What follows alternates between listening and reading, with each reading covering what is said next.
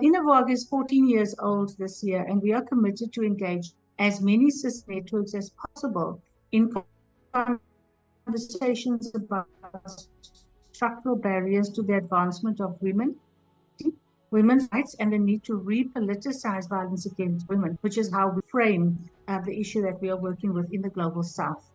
INEVAWG organized an initial dialogue amongst key feminist networks of the Global South in 2023. And during the first webinar, Euro Asia Pacific, the Third World Network, Dawn Feminist, and INEVAWG engaged in a deep discussion about the importance of feminist networks, global networks that are based in the Global South, and why it is important to consider. The theme of the Commission on Status of Women 2024 is accelerating the achievement of gender equality and the empowerment of all women and girls by addressing poverty and strengthening institutions and financing with a gender perspective. When we envisaged this event, we wanted to use the theme of CSW 68 as an opportunity to have a critical and nuanced conversation about the way we need to decolonize and repoliticize our collective understanding of data on violence against women and girls in the context of world poverty. While recognizing that in the Global South, the data available on women in poverty and violence against women and girls is slowly improving and moving forward, we must also remember that there are complex and important critiques we must not give up on. Our nuanced and layered feminist critiques are needed because our collective experience shows truths, realities, and objectivity is being contested through and by data. Data we overread, knowing it is only a stepping stone. Most importantly, the data that is missing and the lived experiences of violence against women and girls in the context of poverty must be considered through an intersectionality. We want to use a decolonial analysis to unpack all the structural issues that are barriers to the elimination of violence against women and girls living in poverty. Without a full picture of the gaps, the silences, inconsistencies, and incongruencies of data, we can't be asked to support policy changes on the elimination of violence against women and girls. Our experiences on the ground show that objectivity tends to lead to further marginalization and silos.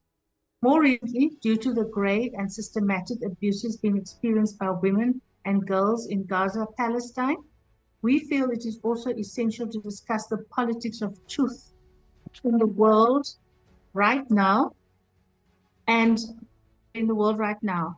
In a world of increasing subjectivities and disrupted narratives, to consider ways to measure and discuss grave and systemic violations against women's rights, including all forms of violence, requires our attention as feminists based in the Global South.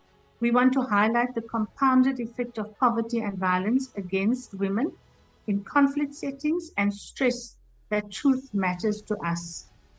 I believe that this is important, a very important conversation, particularly in the context of Palestine, as we're saying here.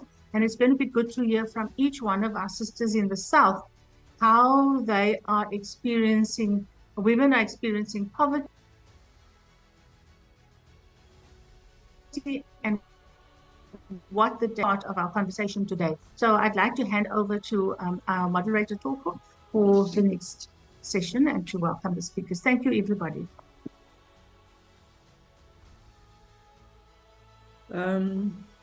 Thank you, everyone, and welcome to this webinar. Are there any tech issues that we should go through before I start with the panelists?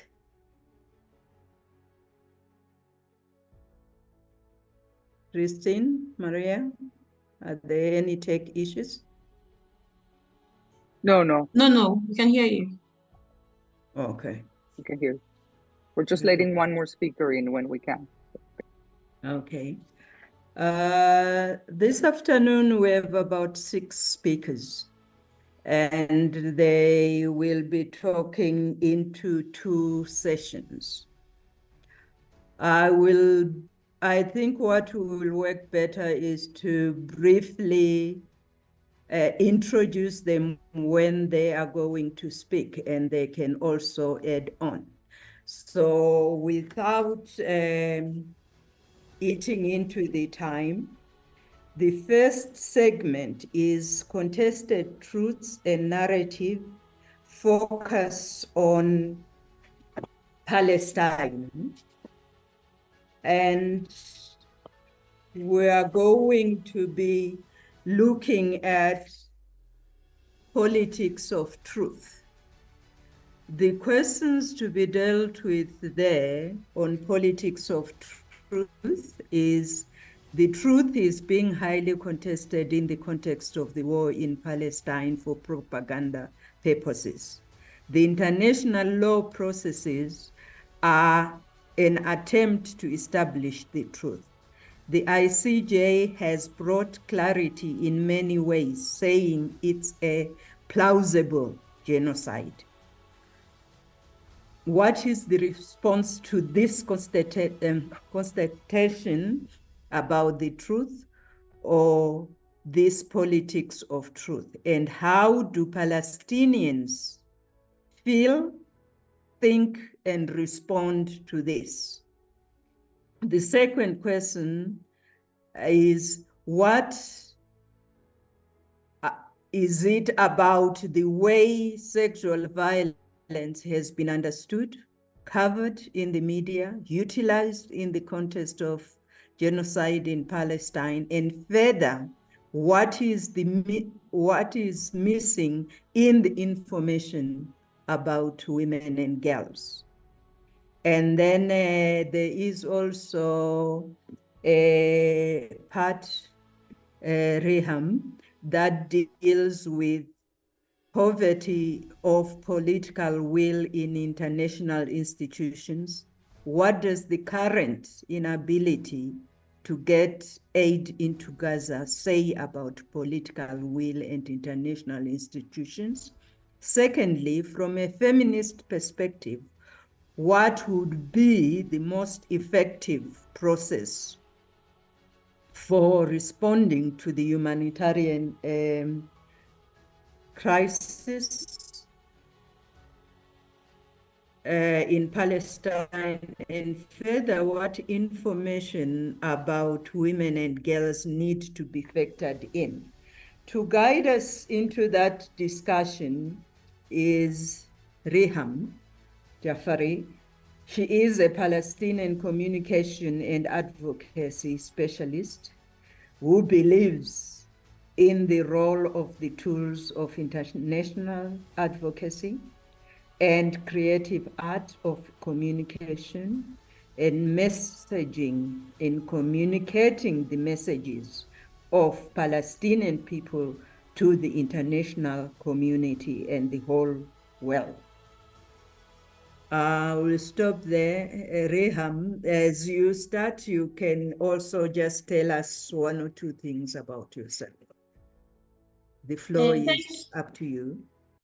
Thank you, and thank you for your guests and your colleagues and for having me on this webinar. And I am Reham from Palestine. I am a Palestinian woman. I work in the field of communication and advocacy, and I am originally a Palestinian refugee. My grandfather and fathers lived the Nakba, and we lived in a refugee camp, and I lived also experienced all of my life was in West Bank in refugee camp, where I experienced the restriction of movements and Israeli occupation and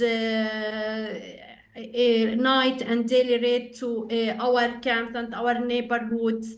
And also I worked to raise the voices of women, especially refugees. I worked previously, before I joined Action Aid, work in on UNRWA, which is the main aid agency, and it is being targeted by Israel now in Gaza. So, and then I joined Action Aid, work in humanitarian sector, and the humanitarian responding to humanitarian crisis, especially in Palestine, in occupied West Bank and Gaza Strip. This is my role, and I have studied gender and development in context of occupation and colonization.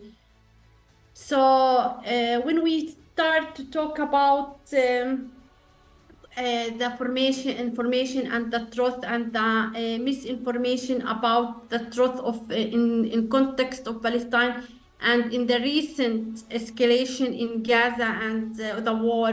So there are a lot of bias against Palestinian, especially in mainstream media, and this bias comes from the control of those media by Israeli or by their lobbying parties or by their allies in the world.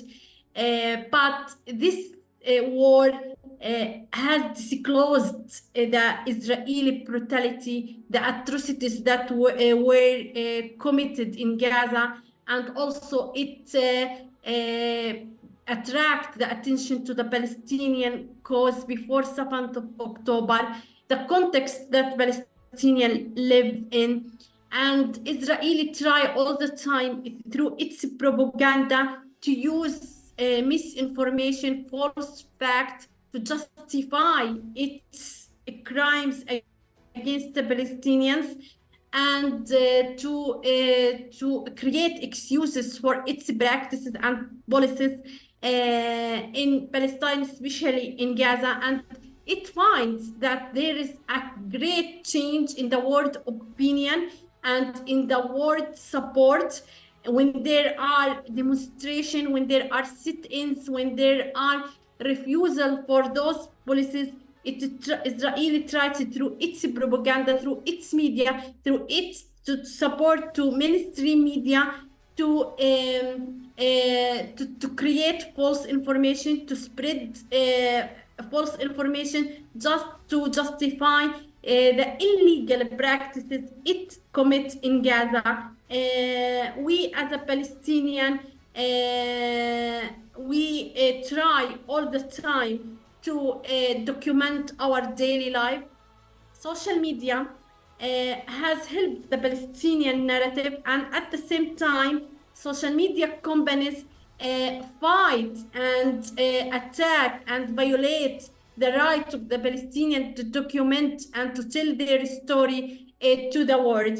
On the first level, social media, Palestinian young people, especially youth, were successful in disclosing all crimes, war crimes, in all atrocities, and telling the world what it is happening in Gaza through the images, through the social media, through the videos that they broadcast and they send to the world.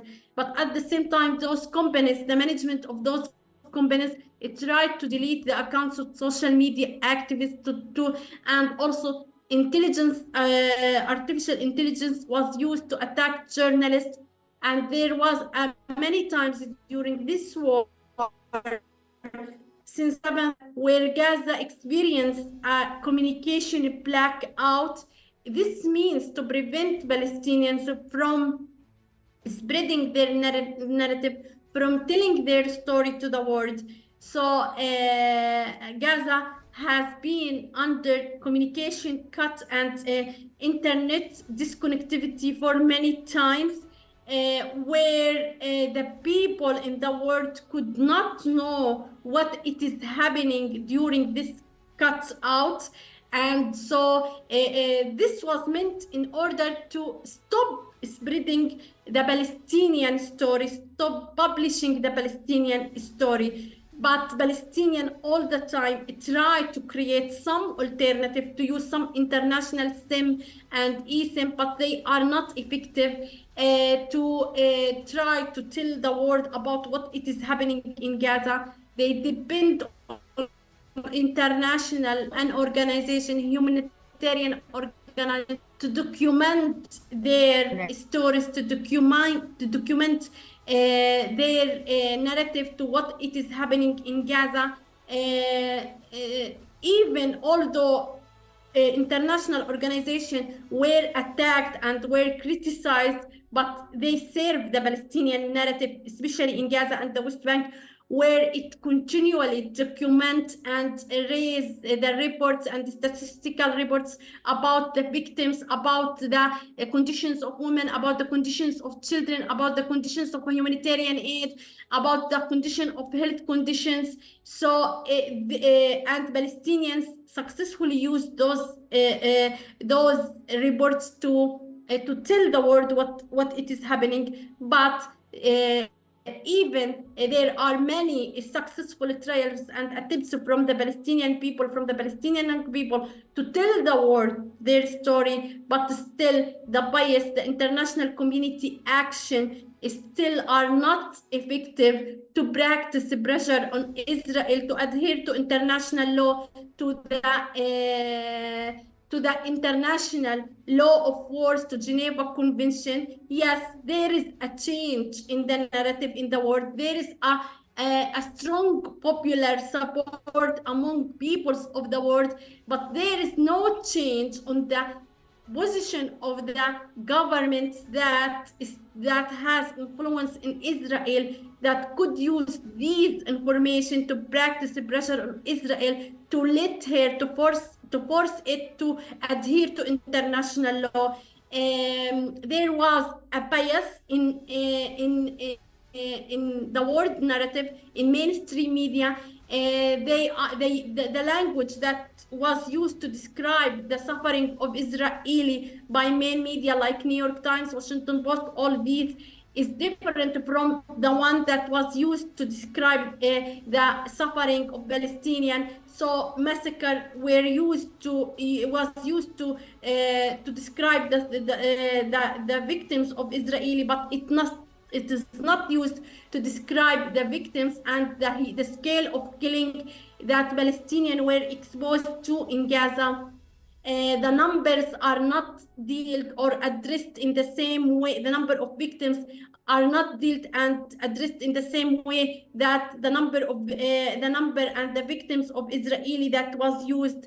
The suffering of children, the killing of children, the killing of journalists, of women, they were only mentioned in numbers. There is no focus on humanitarian aspects, on the sides of their lives, and how they are being treated in Gaza. There was a lot of focus like the other side, which is the Israeli. Although we condemn any attack against civilians, but the Palestinians were not treated as other victims of the wars and conflict zones in the world, like Ukrainian people, like Ukrainian victims. But all of these bias, the Palestinian generation, especially young people, continue to spread and verify the information they could receive and they could document, and they also could reply to false accusation raised even by the White House and the American administration. And this also forced the American president to withdraw its narration to accusation against Palestinian. And also, when we talk about also the other parts,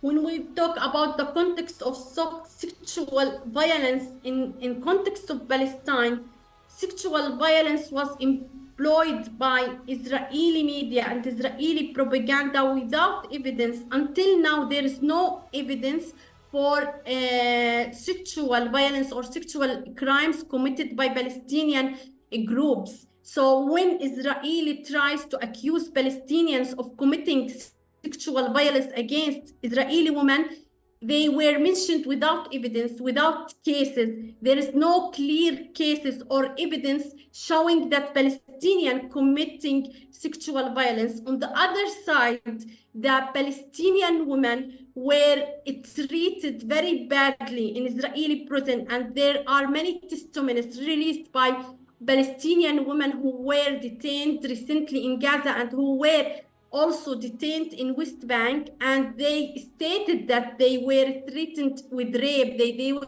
were threatened with sexual violence, that they were exposed to sexual and to the stripping of their clothes, and they were naked. But the media, the mainstream media in the world, do not care to those testimonies released by Palestinian women. But when we see CNN started its headlines talking about sexual violence in Israel, and even Haaretz and even Israeli media focuses that there is no evidence, there is no clear cases for using sexual violence.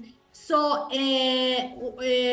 the crimes that Palestinians are accused of, like sexual violence, there is no evidence for in this context. This is on one level. On the second level, there is no focus on the importance of having and conducting international inquiry commissions or investigation to verify those accusations. So the world, all the time, the mainstream media is blaming the victim, which is the Palestinian. For the women, there is no focusing in world media similar to the Israeli one on suffering of Palestinian women in Gaza, under displacement, under lack of hygiene, sanitation kits, under attack of their health and reproductive rights, under the loss, under the famine and the starvation they face. So the truth is missing. The truth is not complete in addressing the Palestinian issue, in addressing the Palestinian plight of women, the plight of women. So it just, if they want to talk about the women, they talk about how number of women are killed by Israeli airstrike or Israeli war against Gaza, but they do not talk about different aspects that women are suffering from in Gaza. So, even there are many international reports declaring how Palestinian women continue suffering from illegal practices, from the airstrike, indiscriminate bombing in Gaza, and also they at the same time ignore the plight of the Palestinian women in occupied West Bank, where women are displaced, where their houses are demolished, where children are detained in front of their eyes, and they stay and stand powerless and couldn't do anything to protect their children and their sons or their husbands, where infrastructure of their camps and their neighborhoods are destroyed, and how this destruction increases the loads on women. So there are many missing aspects for information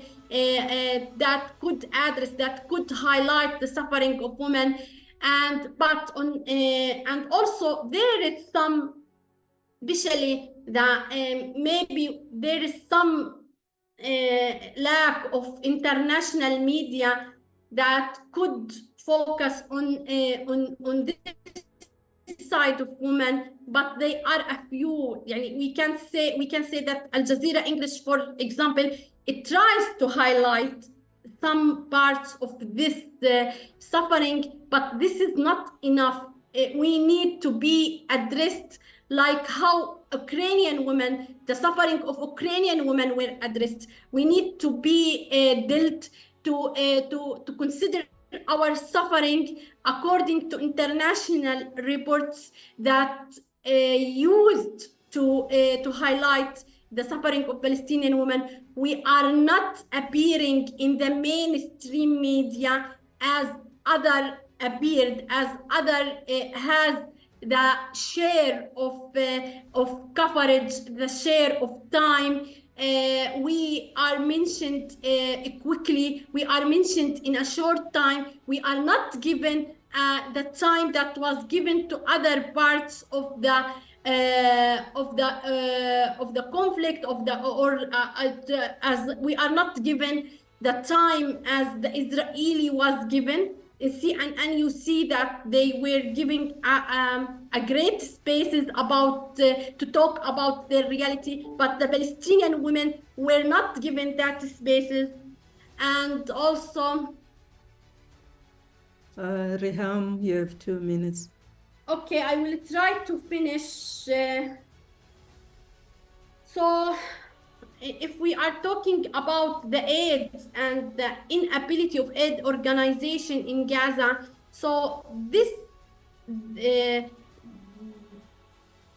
side of the story is another indicator, another signature for the failure of international community to impose the international order, the international law. This also another signature, another indicator for that Israel is above the law. Israel does not adhere to international law, and also this also decrease the respect among Palestinians of international system. Palestinians, they want to see concrete action on the ground that could secure their protection, that could secure some kind of relief to them. Now, many parts of Gaza, for example, in the north of Gaza, it cannot receive any kind of a humanitarian aid. Humanitarian aid couldn't be delivered in Gaza, especially by UN major organization, because there is no guarantee for the safety of their staff, for the safety of their teams. So this situation make the people doubt the ability of international system, the power of international system. This situation make the Palestinian believe all the time that they are not protected, that their rights are violated in front of the world, before the eyes of the world, without action that could be taken to protect them, to secure protection for them. And the other parts, what feminist organization or could do, and the most processes or could do in this context, in this regard, there should be now a complete and full ceasefire. There should be a recognition for the rights of the Palestinians according to international law, according to international convention. The rights of Palestinian women could be respected when the rights of the Palestinian people are respected. So when we guarantee the rights of the Palestinian people, the rights of Palestinian women could be respected. There should be more alliances built between Palestinian organization women and Palestine and the World Feminist Organization. There should be a great and strong networking between the emerging new social movements on different countries of the world that could have their power and influence on their government, to ask their governments to recognize the rights of the Palestinians.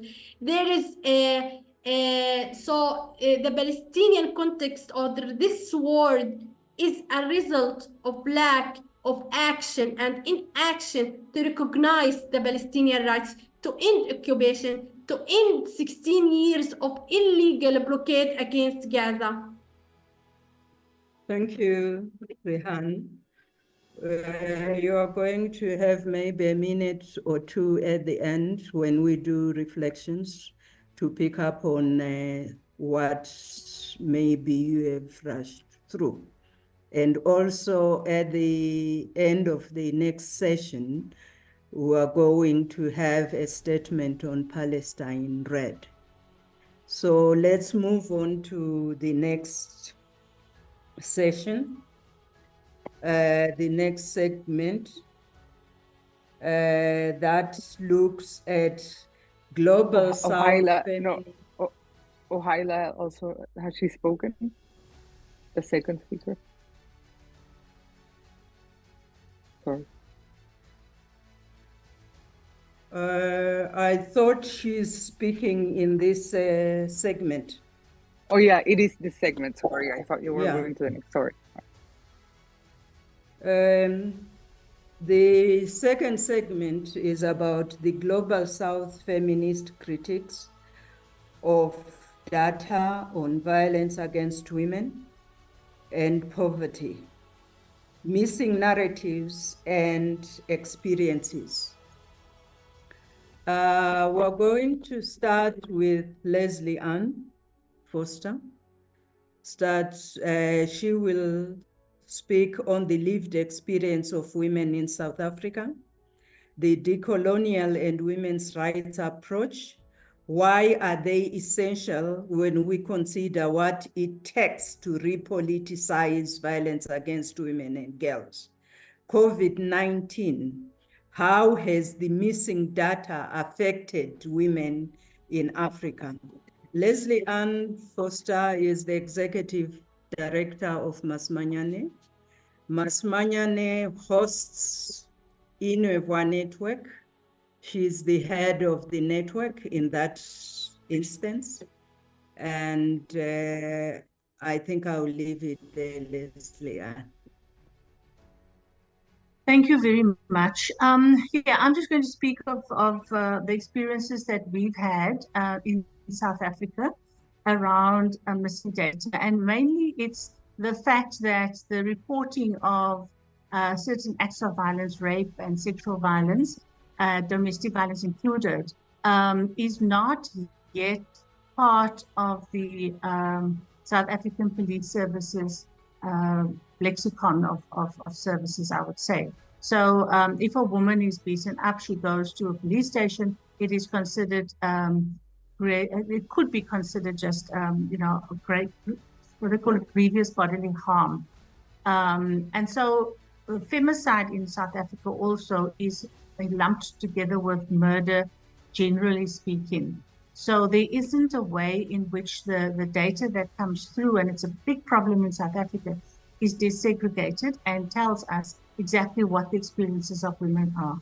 We do know that the violence against women in South Africa is extremely high, and that at least 1 in every 3 women will experience a form of violence, whether that be sexual violence, rape, domestic violence, and a growing phenomena in the country is femicide.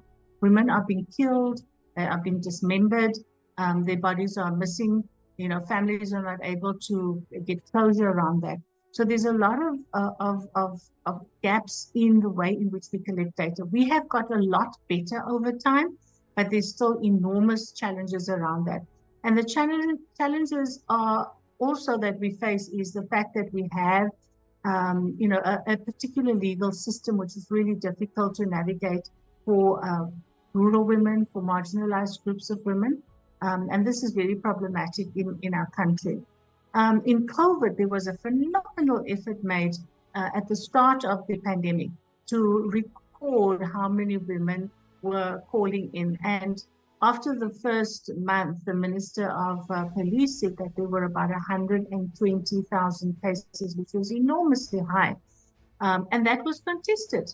You know, people said, well, it couldn't just be domestic violence, there must have been other issues, you know, women were looking for jobs and that sort of thing. But the bottom line was that it did indicate high levels of violence, whatever they may have been, whether that was in the personal or in the you know, in the structural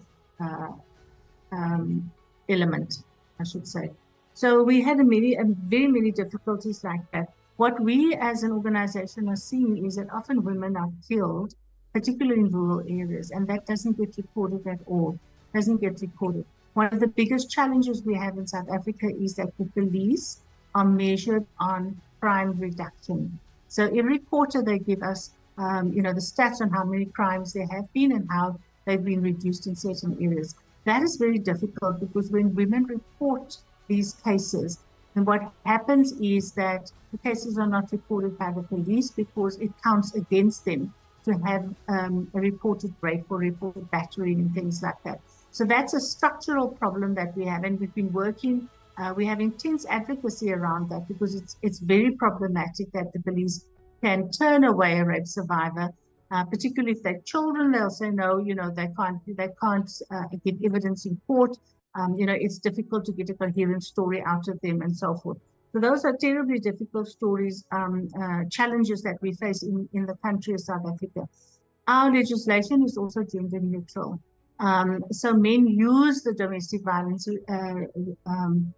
legislation to actually take women to court or get them arrested, report them. They beat women up and then they go report that they were beaten up or scratched or something, which was a defense mechanism. So we have several structural problems. At a social level, we have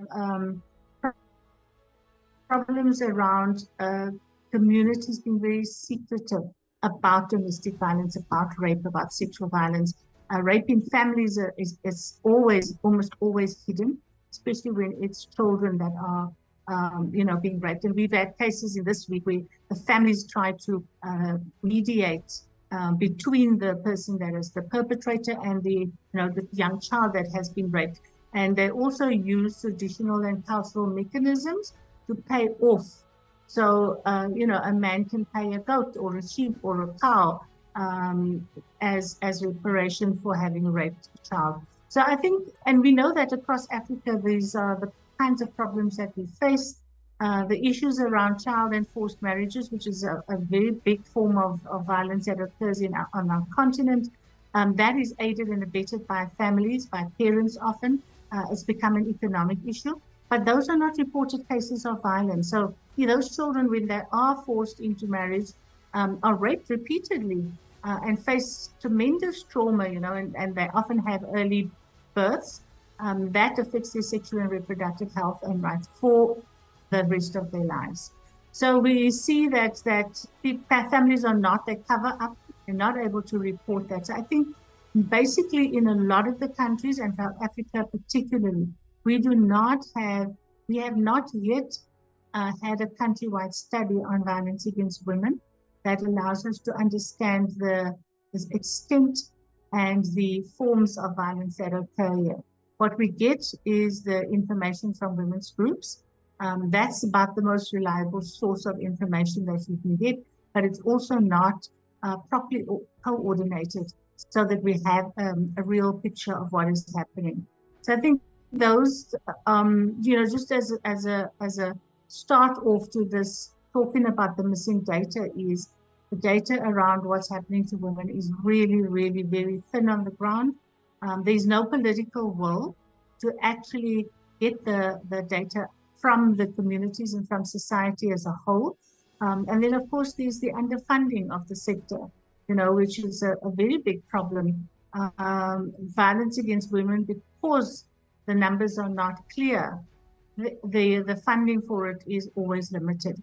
And most of the funding from the government is so limited because they don't have the numbers. They will argue that the money is needed in other sectors and so forth. But what we see across the continent is this lack of political will to invest in violence against women, in reducing that. We have a fantastic plan, a national strategic plan on violence against women. And there was a huge process that went into that plan to be able to understand better what the drivers of violence against women are. And we have that understanding and that we have that analysis. But there is now very little will to actually take that plan and to implement it countrywide, which only a government can do. As civil society, we can contribute to it, but has the means to do that. So I think we really have a long journey ahead of us. I also like to always acknowledge that we have come a long way and we have made great progress, but the problem around the missing data is a challenge that I don't know we are addressing correctly enough. Thank you. Thank you, Leslie Ann, for keeping time on the dot. Let's move on to our next speaker, York Ling, who is going to take us through the issues around digitalization of data and privacy issues for women. Data used to influence policy making, is it being used adequately? Who owns the data about violence against women and girls? How can information and data be used to strengthen efforts to develop a people's vaccine? And what are the feminists doing about it? Joclyn is the executive director of the Third World Network, an international research and advocacy organization with its roots in Malaysia. Joclyn. Thank you so much, Thoko, and thank you to INEVAWG for bringing again at this very timely moment. Just picking up from what has been discussed by Rehab and Leslie Ann, I think we see that violence in all our work coming from very different directions and beginnings takes so much form, and we see violence in its ultimate is what we see today in Gaza and the Palestine. For us in Third World Network, our entry point has always been the structural inequities and the obstacles in the economic justice sphere. And for us in our work over 40 years, in fact, this year is our 40th anniversary. In our 40 years of work looking at sustainability and focusing on structural economic inequities, there is so much violence in the way financial institutions and how financial flows and how finance is extracted from us as individuals, as households, as communities, as nations. And so we see so much actual, wealth that's accumulated in the North, in more and more into the hands of corporations. And yet the South, which is rich in resources and capacity, potential capacity and knowledge and diversity of knowledge systems and culture, we are actually pushing, being extracted in the North. The North continues to have a net gain of our resources and the use of our resources. So for us, the violence of economic injustice, which is very structural, really plays out so clearly and so much more on women and girls. So for us, really in Third World Network, my colleagues and I have focused on this, and we're really very privileged to be able to work with the feminist groups across. And so one of the things we are trying to do is taking the realities of the ground, the struggles, the progress made, as Leslie and others have explained, in terms of sexual reproductive rights, recognition of women's rights, pushing for international norms and treaties, and pushing our governments to implement these at the national level, because it doesn't matter how wonderful your international laws are if you don't implement them into reality and fund those programs. And so for us, it is really crucial to do the work at all levels. So we've been talking so far about missing data or misinformation. I want to touch on what happens to the data that is in fact collected, because there is a lot of data that's collected. From the point of view of advocacy and from the point of view of women's rights, the lack of data, the lack of disaggregation is indeed an ongoing gap, major gap. But a lot of information is also being collected and have been collected. So digitalization actually raises these questions that Thoko outlined. For example, I think COVID-19 for the health sector, for the health ministries in all our countries, was depending on the state and robustness and health of our public health systems. We could see how countries with health systems that were still public actually could respond to this pandemic. And those that were so heavily privatized, including in the North, could really not deal with the rampage that the virus was actually bringing upon us all. And so for us, we saw how health ministries really felt empowered that we had enough smartphones in our communities. We could have apps that we would introduce in many countries. We could track, we could surveil, we could report. And so a lot of that is now being seen as the need and the wonder of digitalizing health, for example, or education, that we could reach the most remote populations, including women and young girls in the remote areas. But this actually needs to be really questioned. For example, before COVID, we were all talking about the inequities in connectivity. Most of our countries do not even have electricity, or if we have, we don't have electricity that is sustainable and predictable. And even in South Africa and India, many of our countries, which are the bigger ones in the South, we are now facing brownouts and shortages because there is a planetary limit to how much we can use energy as well, and who is using and the inequities of that. So those connectivity problems, and not everyone's going to have a smartphone that can use all these apps that digitalization assumes that you have.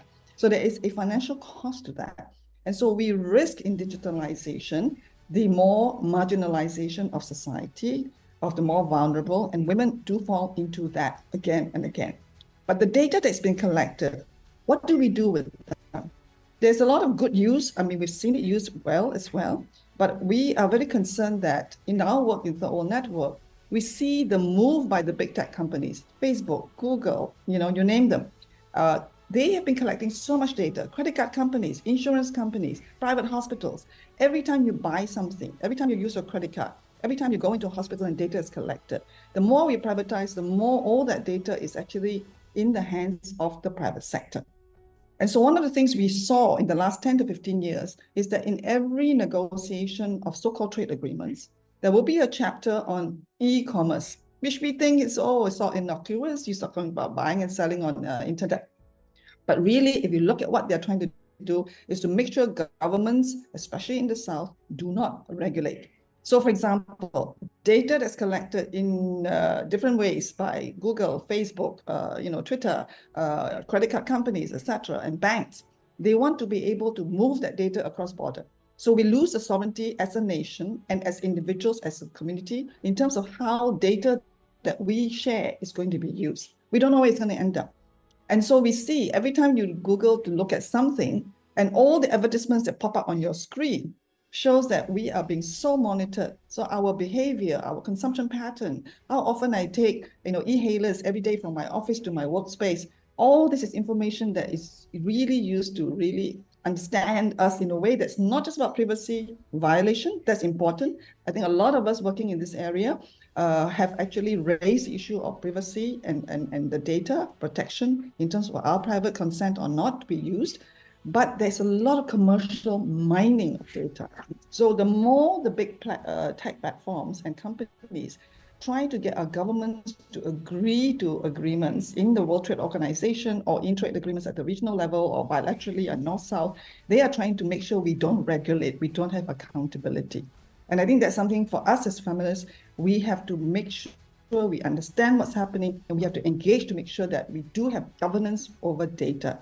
Now, a lot of data can be also used positively. It can be used to inform policy making. Some of the things we are hearing tonight and today and so often already, we have always asked for data to be used to inform policy and budget allocation. But in the wrong hands, with no accountability, it can be abused. And the commercialization of data is a very worrisome thing. So what do we do? In the beginning of COVID, Dawn approached the World Network, and it was the People's Vaccine Feminist campaign. I'll wrap up. Our campaign was not just about a vaccine. It was using the COVID inequities of access to treatment, especially for women. We were not even in the equation of being tested and screened and all that. And so what happened was the campaign was launched to just capture the imagination of a vaccine, but it was fundamentally about the violence of monopoly created by intellectual property, patents that give more and more production into the hands of concentrated companies, so that we have a shortage, even though you have money you couldn't buy. And so I think the violence against women in terms of access to treatment, to prevention in the health sector was what we tried to do in that campaign. So what do we do? I will end by saying there are things going on in the United Nations, for example. There is a global digital compact that looks at how data should be governed or not, and who is controlling it, and what is the role of people. And I think the feminist groups need to engage, because that is going to be adopted in September of this year. And for us, the People's Vaccine campaign for the feminist groups is going to be expanded to look at what's happening on the ground. That's what Dawn is doing. And for us in TWN is to expand it so that we can challenge the violence of intellectual property systems and of the structural inequities of the IMF for financing, etc. If you are designed to be monopolistic, they do their job very well, as the Secretary General of the UN said. Why is the financial architecture, the World Bank and IMF we hate it, but it's very successful because it was set up to be inequitable and to dominate, in terms of violence of who controls wealth. And so I think for we are missing data, but we also get our data abused, and we have to really amplify our voices where these decisions are made on governance of data. Thank you. Thank you. Maria, you have strictly 1 minute. Yes, hi. I'm Maria Graterol, coordinator of INEVAWG, and I just wanted to quickly point out something that we didn't expect to emerge from this panel, but it's emerging. So I just wanted a commentary, which is all of you are saying that what's one major difference is that the world is changing really fast. So it's also not dealing with all the feminist critiques, but also the span of truth, the span life of truth, and countering manipulations of truth are shorter than they used to be.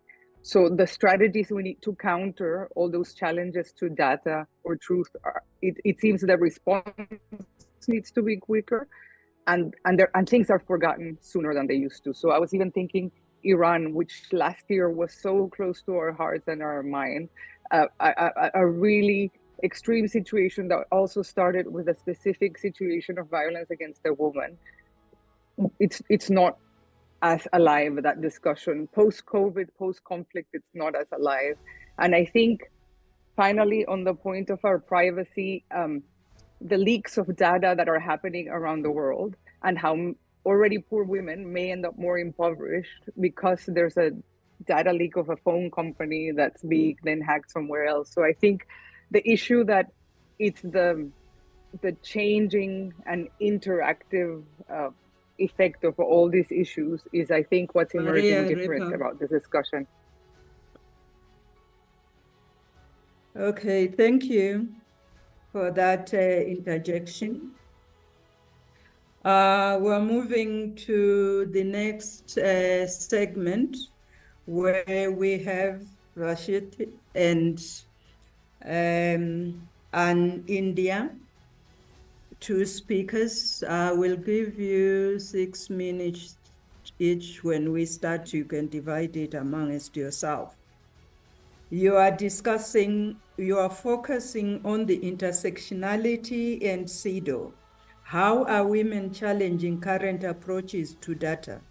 What are the critiques and the experience on marginalized groups on women reporting on CEDAW about data?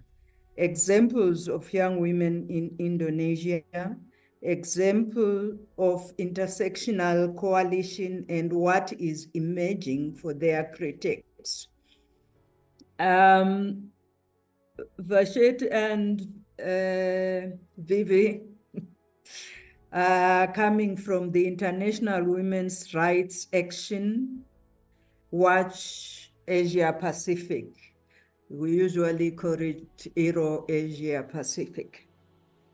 Vashit is from the Philippines and enjoys involving themselves in trans-feminist movement locally, regionally, globally, for trans and gender expansive young folks in all their diversity. Viv is an Indonesian feminist activist who is involved in a wide variety of initiatives that advocate for intersectional feminist issues. You can add on as you come to your presentations. Thank you so much. So hi, everyone. I'm Vashti. I am Program Officer for Marginalized Groups of Women, and I coordinate this consortium named Forging Intersectional Feminist Futures Consortium. So it's a consortium of marginalized groups of women in Asia. So these are networks working on refugee rights, sex worker rights, indigenous people's rights, LGBTI rights, women with disabilities, rights of women with disabilities, and so on. So I would like to share how marginalized groups of women has used CEDAW to actually monitor and hold their government to account in terms of the lack of data in their states.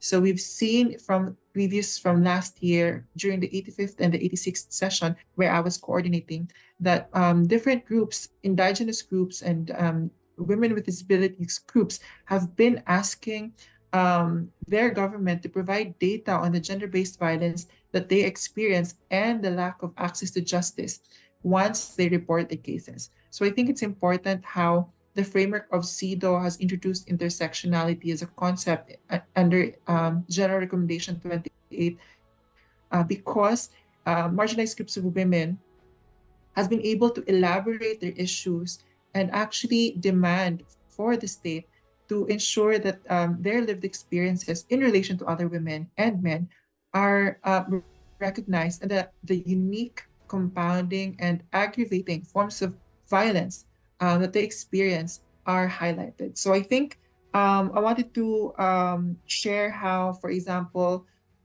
coalitions have been built because of intersectionality work, because when our partners have been have been doing intersectional praxis, one of the key features of intersectionality is it opens up cross-movement solidarity building, that it demands a more, that, it's not a tick in the box way of understanding or responding to gender-based violence, or to violence against women, but it really looks at how these unique identities and marginalizations compound them, just not because, it could be access to the digital space, socioeconomic status, indigeneity, so on and so forth. And you cannot separate them, as if when your government monitor or collect data, they can just tick the box, and which is I think something wrong in that. Is a very problematic way of understanding intersectionality and responding to gender-based violence. And I think one key feature of CEDAW as well is how it provides temporary special measures and affirmative action, basically affirmative action, to ensure that marginalized groups have equal playing field in terms of non-discrimination and non-violence. And I think one thing that the CEDAW committee has been doing is also to ensure that there is data on marginalized groups or disadvantaged groups in these temporary special measures. So I think that's one way to move away from violence. And I think that is also a way how to other member states could replicate or update the way how they look at data. Because I think in the past, CEDAW has only been capturing sex disaggregated data as like male or female. But we've seen how the unique positions of women in all our diversity has been changing in different contexts. So I will stop there and then share the time with my colleague, Vivi. Thank you, Rashid, for saving time.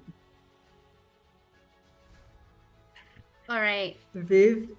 Yes, thank you. Thank you, Toko. Thank you so much, Fasti. Hi, everyone. Again, I just would like to start by introducing myself. My name is Vivi. I'm currently working as the program officer at Euro Asia Pacific, working under the projects of advancing gender justice in the world of work.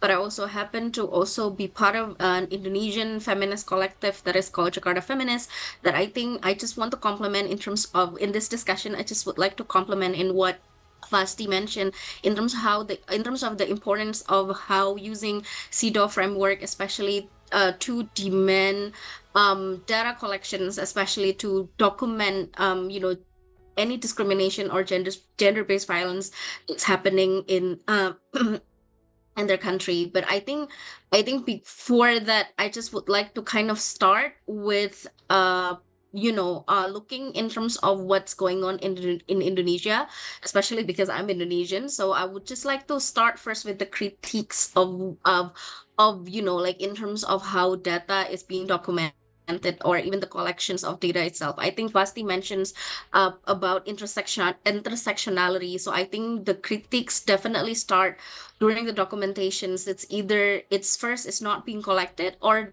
it is being collected, but without considering the intersectionality of the approach itself. So for example, like a binary, like approach in terms of collecting data that left out a lot of identities and also level of vulnerabilities that is being experienced by women and also vulnerable group. And I think it was very much being seen during COVID-19, where we can see that during the data collections of the impact of COVID-19, that when the government is not using any feminist lens or any gender lens, so the response that is given by the government to deal with COVID-19 is definitely does not consider vulnerability of women and marginalized group, especially during especially in the issue of gender-based violence. So what we do, we see a lot of examples in Indonesia, especially from feminist collective, that instead of again using CEDAW as the recommendation, one of the things that we do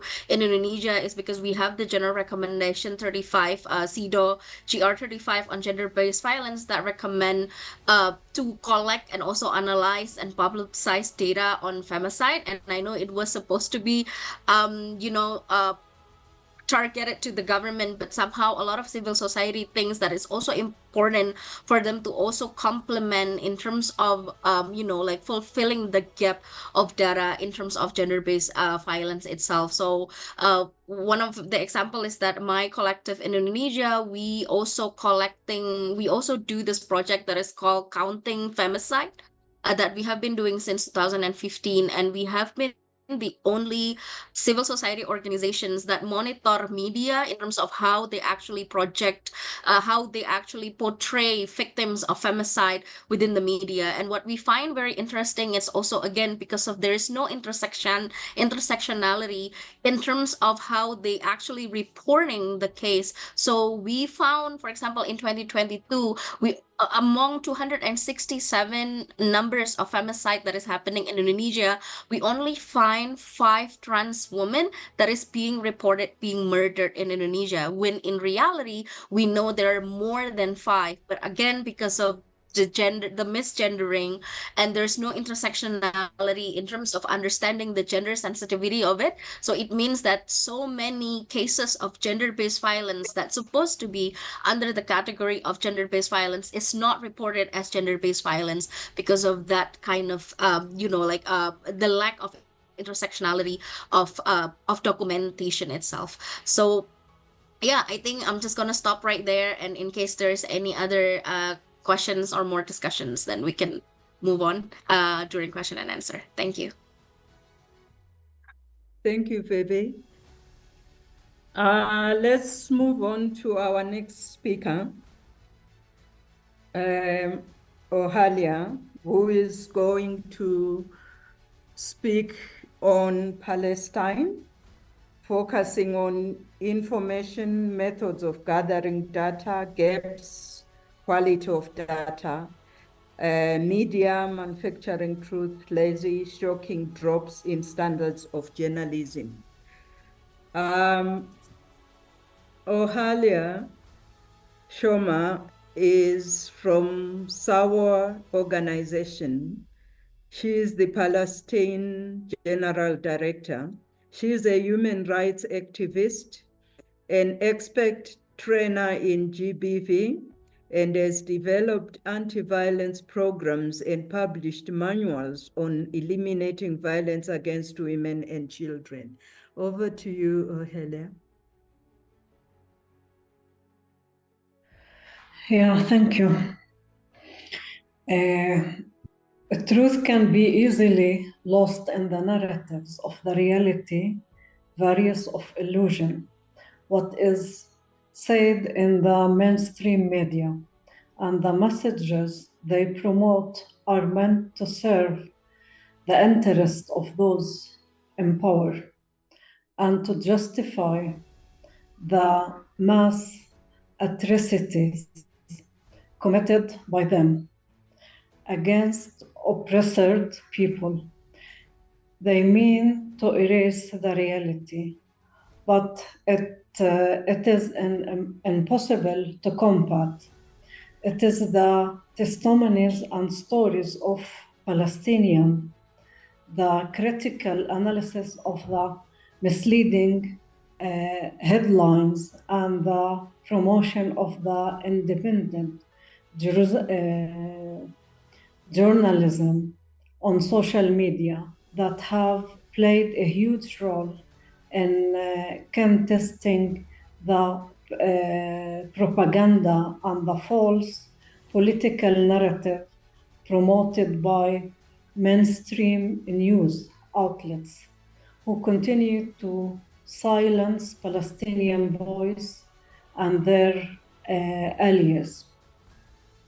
When South Africa present their case on the charge of the genocide based on a vast amount of data and evidence before the ICJ, many users on social media noted how there was little immediately visible coverage of South Africa's hearing the first day on the mainstream social media outlets, whereas the coverage was more visible on the second day with the Israeli hearing before the court.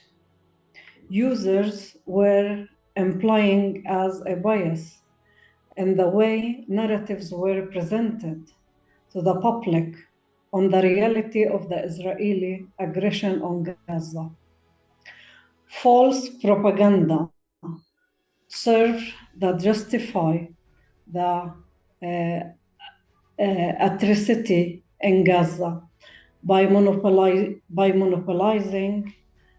public opinion and distracting from the over-archived reality of the systematic oppression that Palestinians have faced since 1948. Starvation and intentionally being weaponized against the Palestinian people on a mass scale. And yet, where are the international actors who have the power to stop this? They are using social media to engage in reformative humanitarian aid. Aid drops while the reality is the border of the strip remain closed on a humanitarian aid continuous to be blocked to the entire Gazan population. This spectral that is promoted on government social media accounts and their allies in another attempt at the misdirection people from the truth by representing themselves as contributing to providing humanitarian assistance, when the reality is that these very actors are the ones complicit in the starving campaign being enacted against Gaza. There is quote promoted by a Palestinian writer, Ghassan Kanafani, that say, steal your bread, then give you a crumb of it. Then they demand you to thank them of their generosity, of their audacity. What do Palestinians feel years gone by with our voice going unheard again and again can only produce deep sense of being wrong and battered by the world, and a deep mistrust in the human rights institution that speak empty words of democracy and equality, and yet produce nothing to end of the suffering that has been inherited by people generation after generation. Yeah, so this is what I want to share with you, and I will answer any question later on.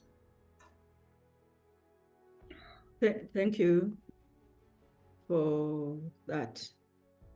I think maybe we should ask Alison to read the statement on Palestine before we do a quick reflection from the panelists.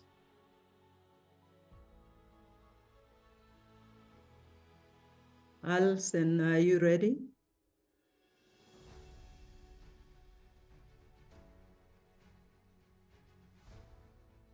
Alison, do you need us to unmute you?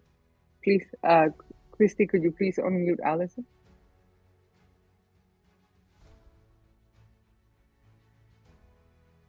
Thank you. Good afternoon, sisters.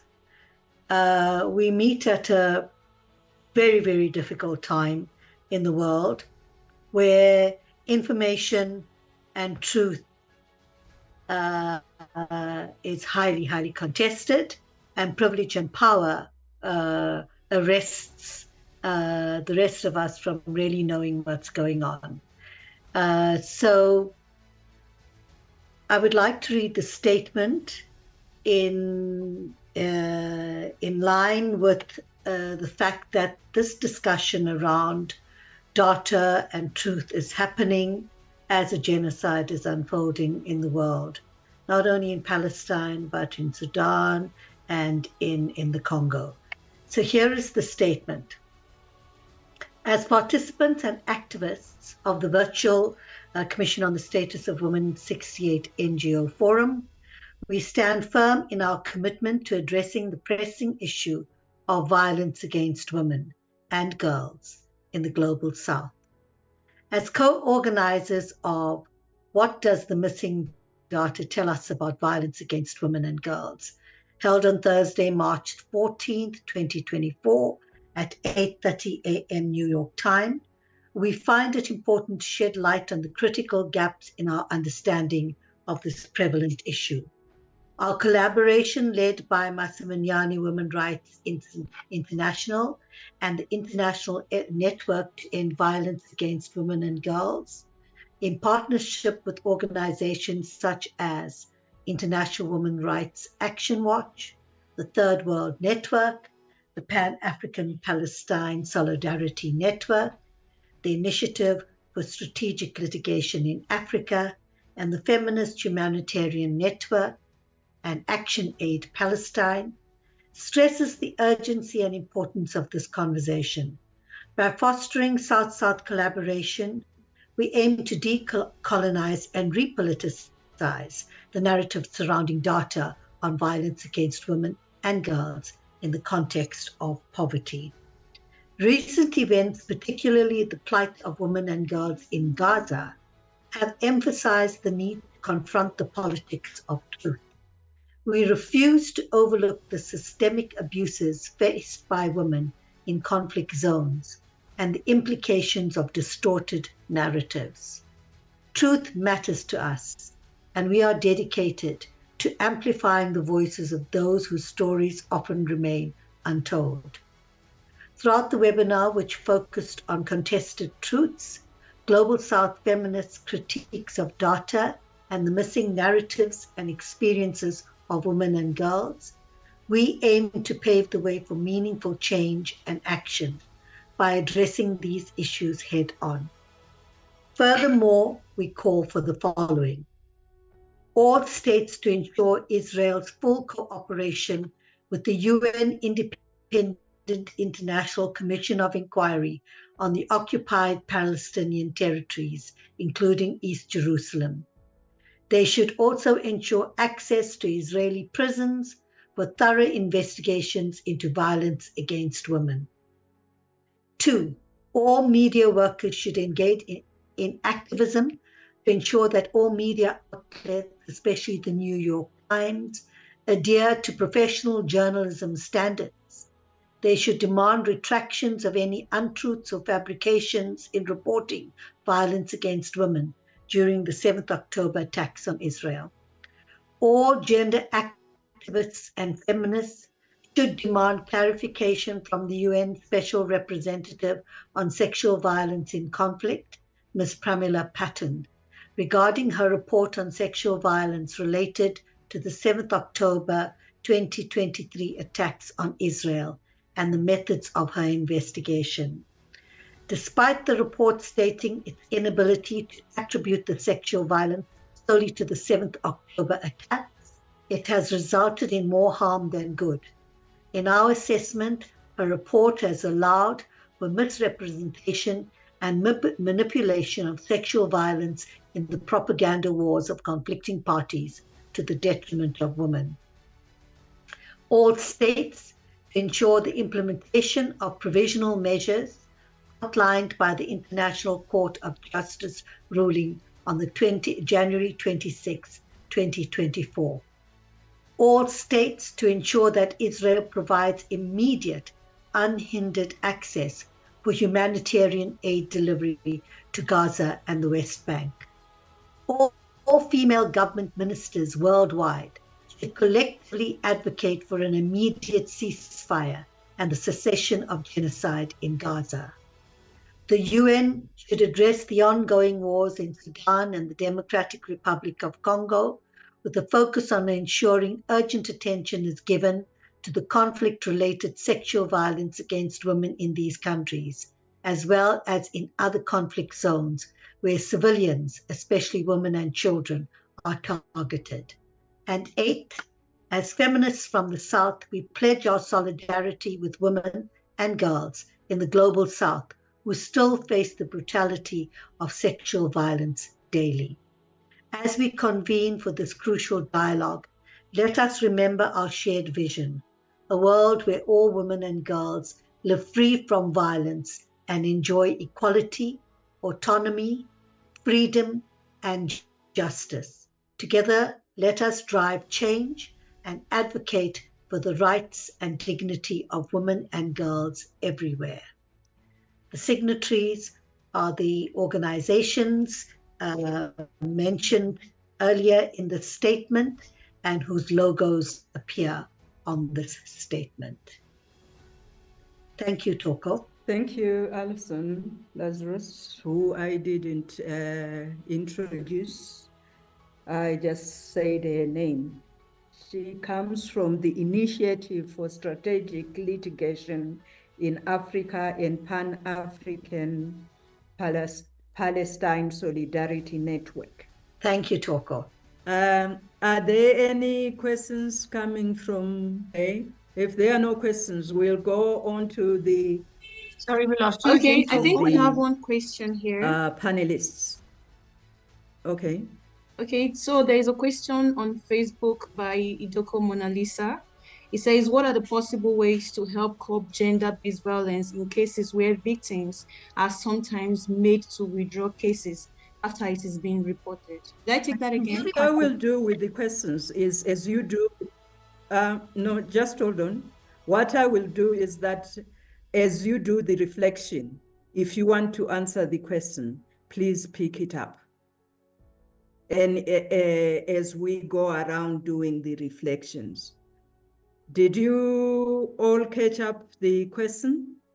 No. Can you repeat it, Christine?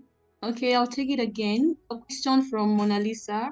It says, what are the possible ways to help curb gender-based violence in cases where victims are sometimes made, probably by the perpetrators, to withdraw the cases after it has been reported?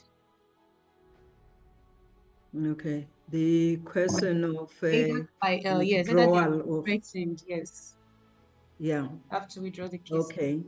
Shall I start with you, Vivi, in your reflections? Yeah, thank you, Toko. I think one of my reflection in terms of data and its relation towards gender-based violence. Oh my God, I had something in my head, but now I completely forgot about it. I don't know why. But yeah, I think I completely agree with everything that has been mentioned by other panelists. I think it's important to see how data in terms of gender-based violence, not only in terms of for advocacy, but I think it's also important to see it as, I don't know how to say, like, but like as a lived experience. This is also something that I've been reflecting a lot during my advocacy in Indonesia when it comes to advocating for protections of victims and survivors of gender-based violence. A lot of people are tend to collecting or documenting data that they think it's quite severe, but I think other types of gender-based violence are often being left out instead of seeing it as a red flags of like a greater types of gender-based violence that could be happening for women and also marginalized group. So yeah, I think that would be my reflection. Thank you. Thank you. Leslie Ann? Yeah, I wanted to just pick up on, I think, what everybody has touched on here, and that's the significance of the human rights framework and and using that approach to address, violence against women in situations of conflict, in situations of peace building, and so forth.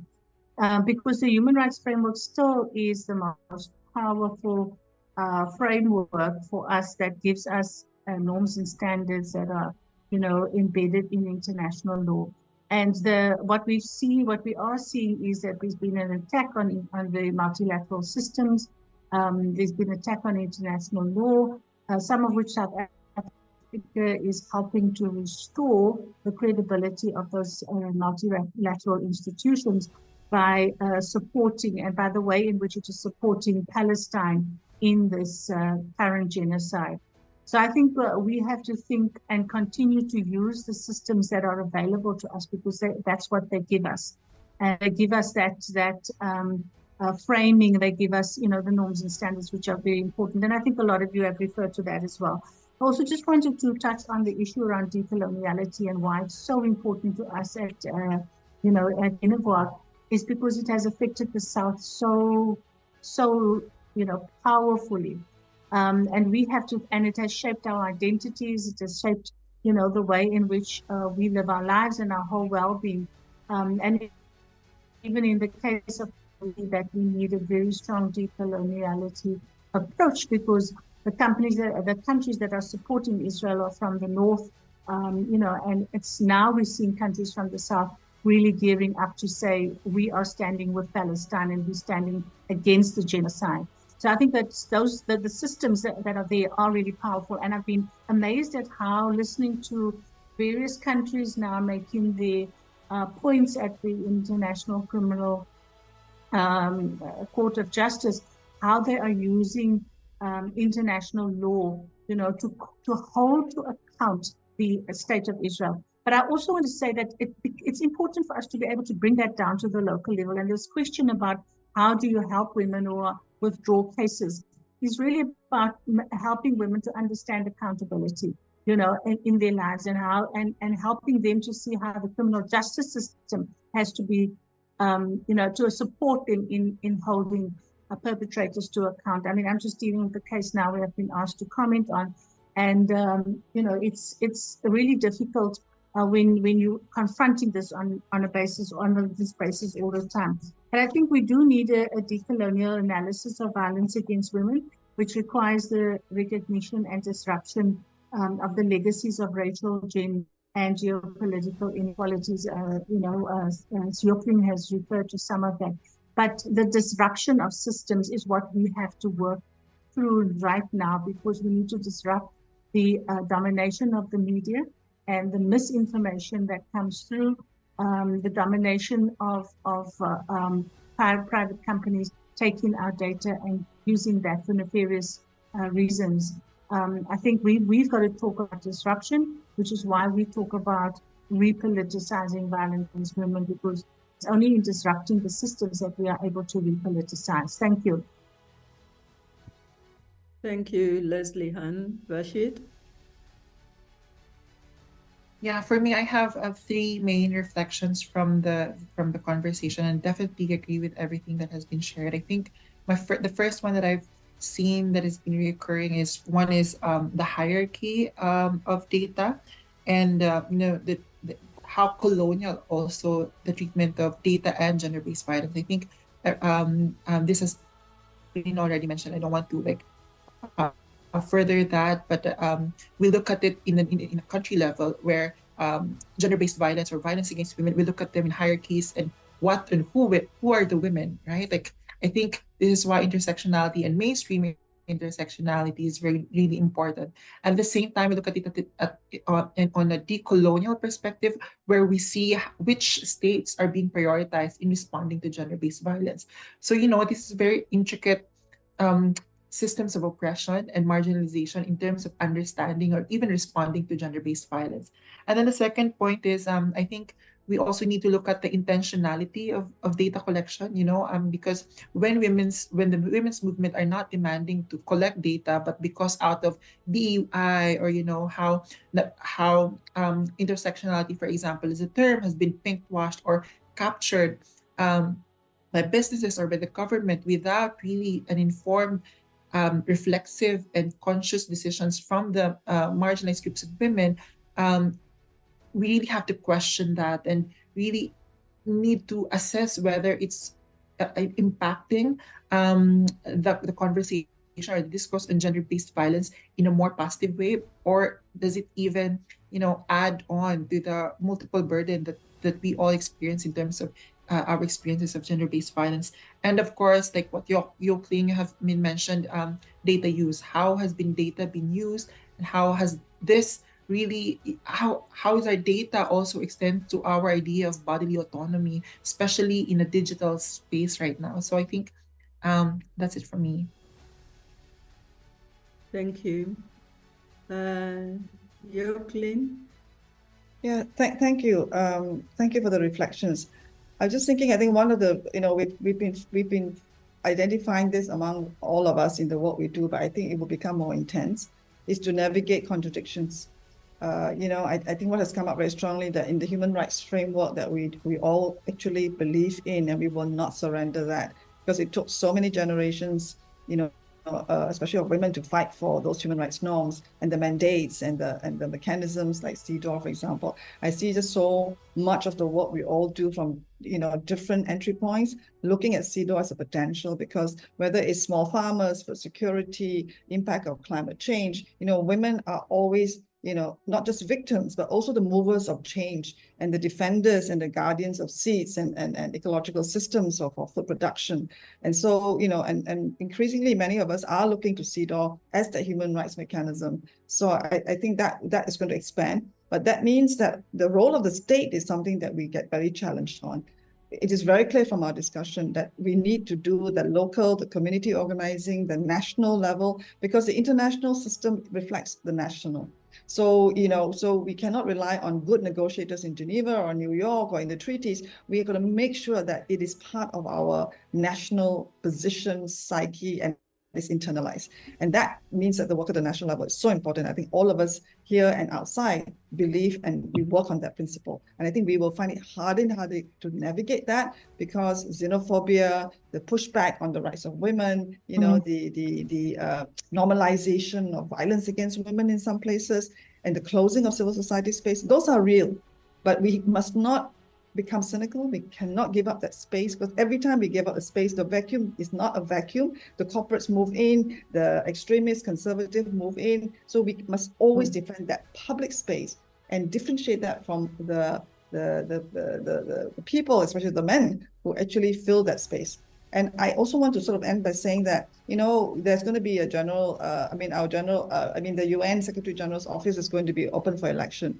I think we have to be very careful that just because we say, oh, it's time now for a woman to be running the United Nations Secretary General's office or the WTO, we some of the worst violence against women in many, many forms take place when there is a woman at the helm. So I don't think it is about having a woman. It's about being feminist. It's about having equity and justice. And that is what we need to fight for as feminists. And lastly, we didn't have time to really go into it so much. I just want to end by saying mental health. Mental health is increasingly something that we need to deal with in all our countries, North and South. And we have very little capacity to deal with it. We don't know how to deal with it in many of our societies. And I think civil society and women's groups have been very much at the forefront of dealing with that as part of violence against women. But the state is very far behind. They're beginning to recognize it, but they don't know how to deal with that. And I think we need to deal with that. And it is actually very, very challenging because mental violence and mental health is really, really absolutely crucial. I'll end there. Thank you so much to all of you for the sharing. Thank you, Yokalin. I would like to go back to Palestine. Ohalia, what do you want in the immediate term and long term for Palestine? Yeah, first I want to thank you. Here and from the global reactions. Yeah, first of all, I want to thank you for the session and also for your support and your solidarity. And I think women usually pay a high cost during a conflict and during the war. And mainly sexual violence historically been utilized by oppressive. So I hope that first of all, like to stop or to have a ceasefire immediately, and we can achieve. And I ask all the world to stand to have the ceasefire immediately and to help people, women and children who are died from starvation and hydration in the last few days, because there are a big number of babies, newborn children that they died. And I hope we can, by the end, we can reach our independent and have our free Palestine. Thank you. Thank you, Haile. Rihan? Yes, for my reflection and my demand or recommendation, issues of women, especially in the conflict context and occupation context, are used according to the agenda and to interest of the owners and controllers of mainstream media in the world. And the Palestinian example is clear, where issues of Palestinian women, suffering of Palestinian women, were ignored from in the mainstream media. And also, numbers are not enough to talk about women, to talk about the suffering of women. There should be other tools and insights to highlight this suffering. Sexual violence in context of Palestine, when it is discussed, it should be mentioned with evidence, with investigation, especially from the oppressor side. When the oppressor talk about sexual violence, the oppressor, the occupier, should mention evidence, should depend on international inquiries. And what we want, I join Ohaila to demand the world for reaching an immediate and full and complete ceasefire, and to start reconstruction and humanitarian assistance, and to consider women and gender needs in any reconstruction and any peace efforts after the end of this world, and again to recognize the rights of the Palestinian people and end occupation according to international law. No justice for women without justice for Palestine, without free Palestine. Our freedom is incomplete without the freedom of our country and the freedom of Palestine. And thanks again for this solidarity. Thanks again for organizing this webinar. On behalf of Palestinian women, I express our thanks to you and to your tireless efforts in organizing such a webinar under these conditions. Thank you.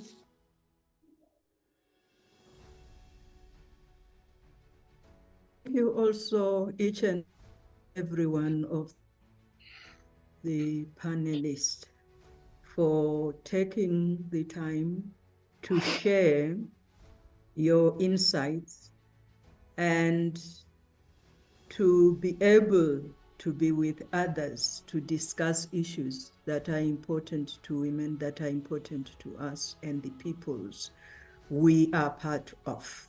It's much appreciated for the time and the solidarity, the networking continues as we go on. Thank you all. Maria. Thank you to everybody. This is a worldwide collective effort. It's been great hosting another conversation. We hope to continue to have these sparks of discussion for South-South feminists to really discuss what are the issues coming up. And I think the reflection for everybody as we close as well is next year we have 30 years of the Beijing Platform for Action. And the issues around data, the issues around women's human rights, the issues of poverty are part of the Beijing Platform. So I think it's important to start discussing now our critique for that process next year. Leslie, thank you. Hi, thank you all. I think this was a really, really good panel. We had a very wide range of inputs, and that was really great. It was good to have the voices from the women of Palestine here, considering the immense struggle that you have at the moment. And you are representing, so many women who have suffered in this current genocide.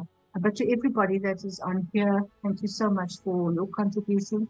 We hope to see you as part of our future activities. Thank you very much, Toko, for moderating this session. We really appreciated the way it was run.